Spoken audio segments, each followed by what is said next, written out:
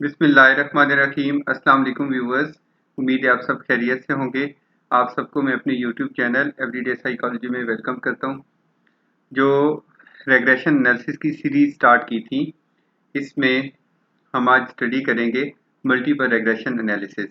इसको SPSS के through run करेंगे और उसके बाद जो APA 7 ने सजेस्ट की है इसका टेबल, वो हम इसके आउटपुट की फॉर्मेटिंग करेंगे, इस पे टेबल बनाएंगे APA 7 के अकॉर्डिंगली। आगे बढ़ने से पहले आप मेरे चैनल को सब्सक्राइब कर लें और बेल आइकन को प्रेस कर लें ताकि आपको अपकमिंग वीडियोस मिलती रहें। सबसे पहले आपको पता होनी चाहिए कि रैशनल क्या है। We need to have two predictors. हमारे पास टू इंडिपेंडेंट वेरिएबल होंगे जब, और उनका हम इम्पैक्ट देखना चाहेंगे one outcome one dependent variable पे। तो उसके लिए हम यूज़ करते हैं multiple regression analysis. For example, we have one IV। हमारे पास फर्स्ट प्रिडिक्टर है optimism interest, and we are interested to study the impact of optimism interest on surgical recovery. The second predictor information seeking, and we are interested to study the impact of these two predictors. The first one is optimism interest and the second one is information seeking, and we are interested to study the impact of these two predictors on one outcome, which is surgical recovery. The title would sound like optimism interest and information seeking as predictors of surgical recovery in patients. अगर आपके पास इस तरह की conditions हों कि to independent variable हों, predictors हों और एक डीवी हो और एक आउटकम हो, तो उसके लिए हम मल्टीपल रेग्रेशन एनालिसिस एडमिनिस्टर करते हैं। इसमें हम जो रेग्रेशन टेबल का फॉर्मेट है, सेकंड फॉर्मेट हम इसमें फॉलो करेंगे, और जो हमारा था सिंपल लीनियर रेग्रेशन एनालिसिस, उसमें हमने फर्स्ट फॉर्मेट फॉलो किया था। Basically APA 7 has suggested 3 table format for regression, and this is the second one, और इंशाल्लाह अपकमिंग वीडियोस में हम थर्ड इसका फॉर्मेट जो है वो भी डिस्कस करेंगे। इसका जो पाथ है वो यहाँ पे ये मैंने मेंशन किया है, एनालाइज, रेग्रेशन एंड लीनियर। यहाँ से आप देखें, एनालाइज मेन्यू पे जाएंगे, देन रेग्रेशन पे क्लिक करें एंड देन लीनियर पे। This one, analyse, regression and linear. और जब हम लीनियर पे प्रेस करेंगे, देन लीनियर रेग्रेशन का डायलॉग बॉक्स ओपन होगा। तो ये linear regression dialog box open होगा। Analyse, regression, linear, linear regression. Linear regression dialog box open हुआ। यहाँ पे आप देखिए हमारे पास ऑप्शंस हैं इंडिपेंडेंट, इंडिपेंडेंस और डिपेंडेंट। अब हम इसमें क्या करेंगे, इंडिपेंडेंट में इंडिपेंडेंट एंटर करेंगे और डिपेंडेंट में डिपेंडेंट। ये देखें, ये हमने इंडिपेंडेंट जो थे हमारे पास optimism interest and information seeking are two independent variables, our predictors, and surgical recovery was our outcome. तो हम क्या करेंगे, analyse, regression, linear, linear regression, dependent में डिपेंडेंट, इंडिपेंडेंट्स में इंडिपेंडेंट्स। यहाँ पे हमने इंडिपेंडेंट वेरिएबल एंटर किए, यहाँ पे डिपेंडेंट। Then press statistics. इसके बाद ये स्टैटिस्टिक्स को प्रेस करेंगे, फिर हमारे पास एक सब डायलॉग बॉक्स ओपन होगा, linear regression statistics. Linear regression statistics, इसमें आप देखें कॉन्फिडेंस इंटरवल जो है इसको हम चेक मार्क करेंगे। ये हमने कॉन्फिडेंस इंटरवल के चेक बॉक्स में चेक मार्क किया, उसके बाद इसको कंटिन्यू करेंगे। कंटिन्यू करने के बाद हम दोबारा यहाँ पे जाके ओके करेंगे, तो हमारे पास रेग्रेशन एनालिसिस की आउटपुट आ जाएगी।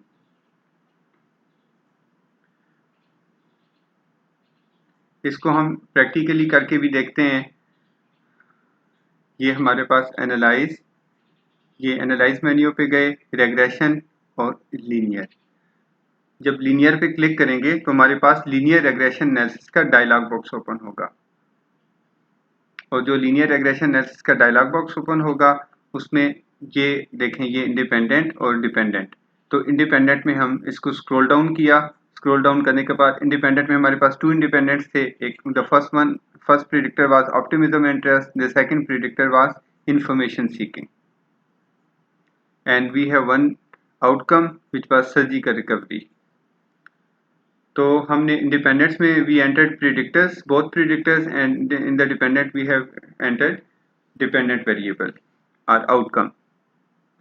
Then press statistics. स्टैटिस्टिक्स पे जब आप प्रेस करते हैं तो हमारे पास लीनियर रेग्रेशन स्टैटिस्टिक्स का डायलॉग बॉक्स ओपन होता है, और इसमें ये देखें कॉन्फिडेंस इंटरवल में ये जो चेक बॉक्स है इसमें हम चेक मार्क करते हैं। ये चेक मार्क किया मैंने कॉन्फिडेंस इंटरवल में, कंटिन्यू करेंगे और जस्ट पॉइंट एंड क्लिक पे जब ओके करेंगे तो उसके बाद हमारे पास रेग्रेशन की मल्टीपल रेग्रेशन की आउटपुट विंडो में हमारे पास आउटपुट आ जाएगी।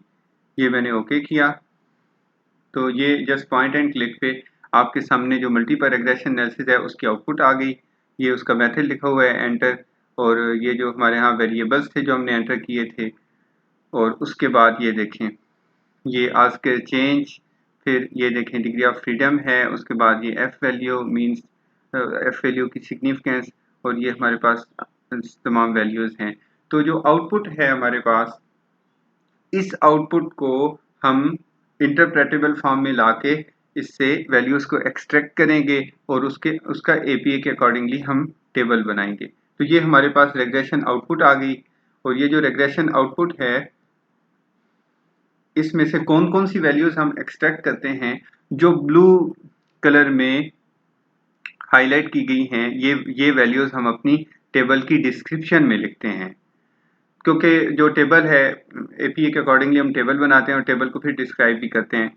सो the blue colour values are, blue highlighted values are used in the description of the table, और जो रेड कलर्स में हैं these are included in the main body of the table.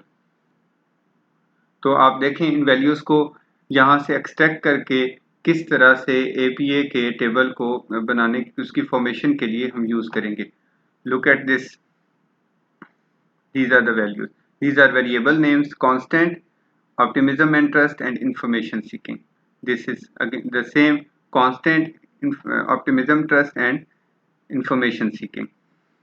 और यहाँ पे this was the B unstandardized regression coefficient, standard error SE, and T and P.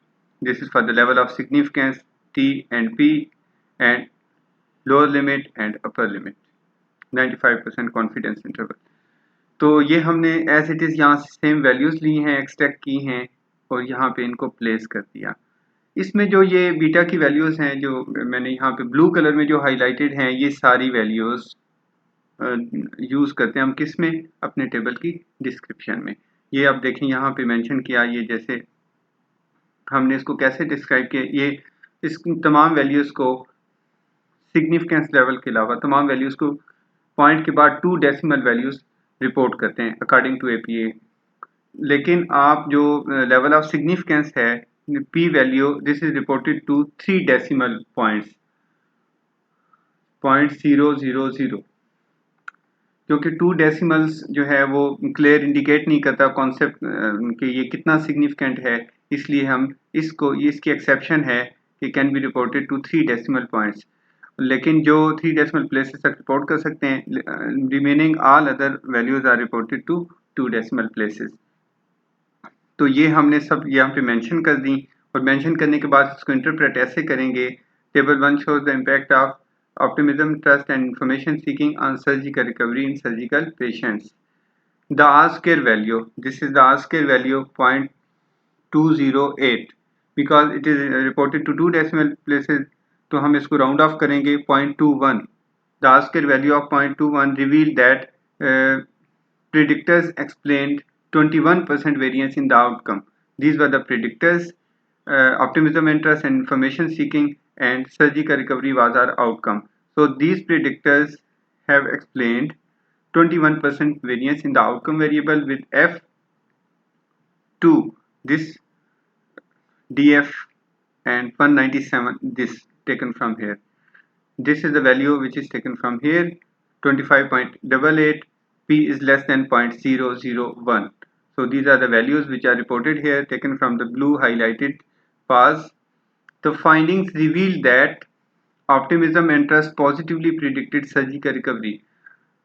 I have reported here instead of redundancy, I have not reported unstandardized coefficients, rather I reported standardized regression coefficient. This from here 0.42, this is 0.43, 0.43, p is less than 0.001.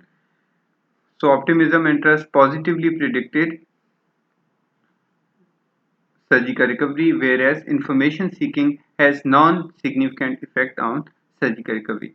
The value of information seeking is non-significant, 0.06, this is 0.06, p is greater than 0.05 and it's non-significant. और अब जब इसको आप देखेंगे, this is the end product. जब आप APA के accordingly table बनाएंगे, table number is left line and bold and there is no period और full stop after table number. Then there should be double line spacing between table number and table title, and table title is left line. Title case means each first word capitalized, and it should be in italic, not ending with a period or number. Okay, then there is the main body of the table. All the statistical symbols and abbreviations are italic. Look at this B, SCTP, and these are constant. Optimism interest are left line, whereas the remaining values are in the center text. Then note, the size of note is 10, and look at this, only Greek symbols are non-italic. They are in regular like beta and beta. These are non-italic, whereas the remaining statistical symbols and abbreviations are in italic. So this was all about the formatting of the table of multiple regression analysis according to APA. तो जो इसका line spacing within the table can be single, 1.5 and double according to APA 7. However, I have selected 1.5. तो it's your choice. तो ये था second table का format जो कि आप बना सकते हैं रेग्रेशन में. तो this was all about multiple regression analysis. उम्मीद है आपको बेहतर समझ आई होगी और आप इंशाल्लाह फ्यूचर अपकमिंग वीडियोस में हायरार्किकल रेग्रेशन एनालिसिस आप देखेंगे और आप एक बार इस पर खुद प्रैक्टिस करके देखें तो इंशाल्लाह आपको बेहतर समझ आ जाएगी. अपना बहुत सारा ख्याल रखें. अल्लाह हाफिज़.